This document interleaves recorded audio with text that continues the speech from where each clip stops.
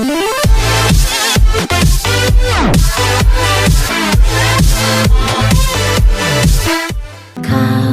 bukan rumah, kau bukan rumah. Assalamualaikum warahmatullahi wabarakatuh. Welcome to my YouTube channel. Oke guys, gak biasa kan? Kenapa sih aku kok ngomong? Biasanya nyanyi, biasanya ngeliatin traveling aku kemana-mana. Nah, sekarang aku agak beda. Aku mau nge-review salah satu film yang lagi booming, yang tayang kemarin perdana itu 5 Februari 2022, dan satu hari tayang langsung berapa ya, 30 juta penonton kalau tidak salah ya, benar. Oke, kenapa aku pengen review film Kukira Kau Rumah ini? Karena menurut aku film ini sangat recommended, khususnya untuk para remaja dan orang tua.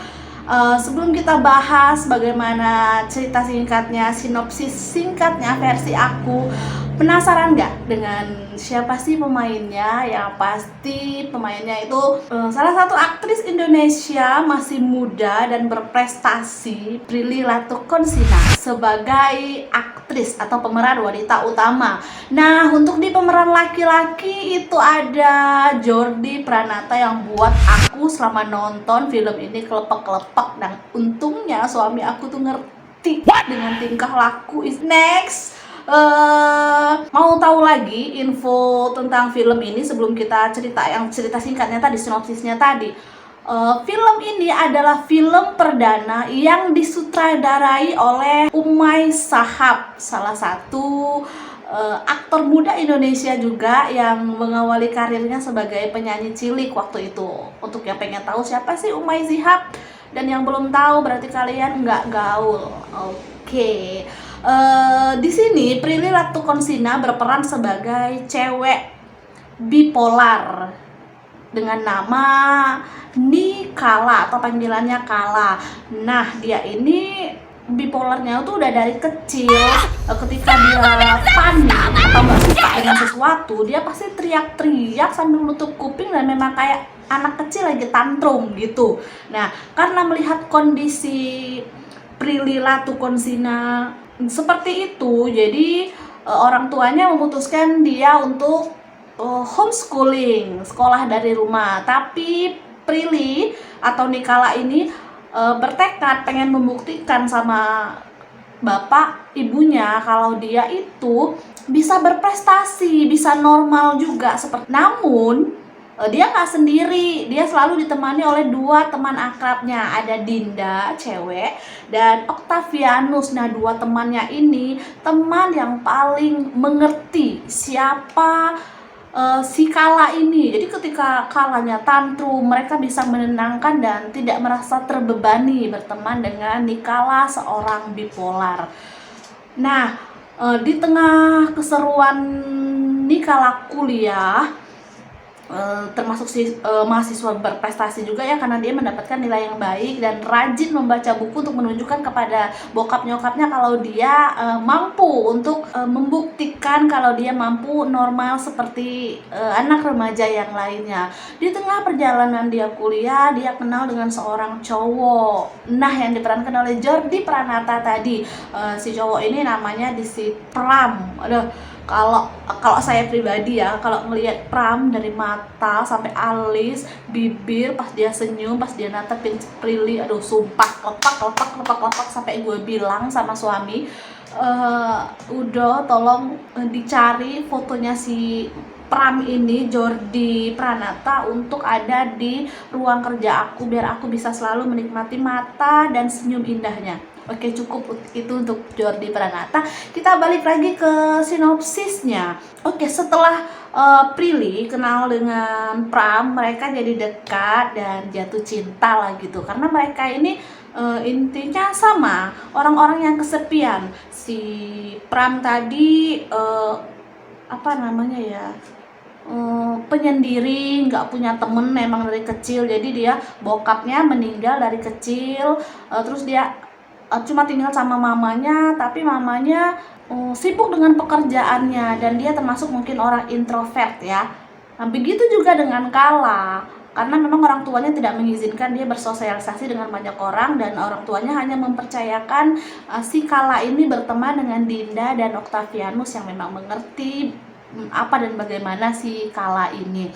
Nah, orang tuanya tidak tahu kalau si Pram dan Kala ini menjalin hubungan secara backstreet atau diam-diam, karena memang ayahnya Kala tidak mau anaknya itu terekspos, karena tidak mau nanti kejadian tantrumnya atau bipolarnya itu kambuh di depan orang banyak.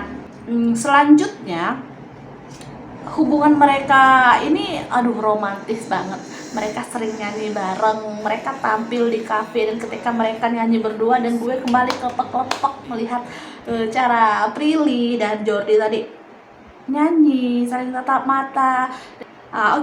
Ternyata di pertengahan jalan mereka menikmati kebahagiaan mereka berdua, akhirnya bokapnya tahu kalau si Kala ini lagi eksisnya nyanyi sama si Jordi tadi, dan mereka ternyata pacaran. Ketika mereka tampil di kafe, Jordi dan Kala maksudnya sama Pram tampil di kafe, ketahuan sama bokap nyokapnya, dan bokapnya marah bener, teriak-teriak di depan orang yang lagi menyaksikan anaknya menyanyi. Ya otomatis dong, ketika bapaknya teriak-teriak, Nikala tadi langsung tantrumnya kumat dan teriak-teriak juga, langsung lari. Bapaknya mukulin si Pram tadi sampai berdarah-darah. Nikalanya lari ke atas gedung, terus kayak berada di pinggiran gedung mencoba untuk bunuh diri. Dan saat percobaan bunuh diri itu ada bokapnya, ada nyokapnya, ada dua temannya, Dinda dan Octavianus, dan pastinya disaksiin juga sama Pram, dan semuanya panik. Tapi bapaknya tetap marah-marah, tetap menyudutkan si Nikala tadi, padahal Nikala ngomong kalau dia tuh pengen pembuktian loh, ini aku juga bisa normal. Nah, di scene inilah yang menurut gue paling tegang, dimana melihat si Kala, Prilly Latuconsina di situ benar-benar mendalami perannya sebagai seorang bipolar yang pengen ini loh aku, menunjukkan kalau ini loh aku. Nah, ternyata waktu si Kala itu teriak-teriak mau bunuh diri, mau terjun, si Pram tadi, Jordi Pranata tadi naik juga ikut ke pinggir gedung tadi dan memegang tangan si Nikala tadi. Mereka berdua berpegangan tangan. Pikiran saya Jordinya mau menyelamatkan Nikala ya, tapi ternyata guys, si Jordi Pranata atau Pram tadi melompat mendahului si Nikala. Ya udah, akhirnya meninggal. Dan aku paling nggak suka ketika nonton film romantis endingnya tuh salah satu perannya itu hilang. Kalau aku sih pengennya happy ending ya, tapi ya disinilah kekuatan cerita film itu. Nah, penasaran kan apa dan bagaimana cerita lengkapnya film ini? Jadi buruan ke bioskop, tonton filmnya karena nggak akan rugi, dan banyak sekali pembelajaran yang bisa kita ambil dari film Kukira Kau Rumah. Banyak soundtracknya, ada 7 soundtrack. Ada Belenggu, Think I Could Never, Empathy, Pitch, dan ada 3 lagu yang berbahasa Indonesia yang dinyanyiin sama Prilly, duet sama Jordi Pranata tadi. Kau bukan rumah, kau bukan rumah. Oke, nanti akan aku tayangin sedikit scene dimana mereka nyanyi berdua, yang tadi yang aku bilang buat aku kelepek-kelepek.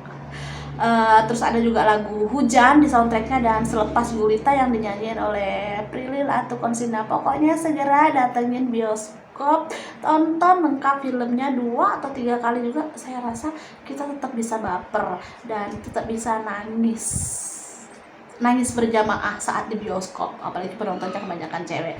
Oke, next kita akan ketemu lagi dengan video aku yang podcast secara monolog. Semoga kalian suka dan jangan lupa di like and subscribe.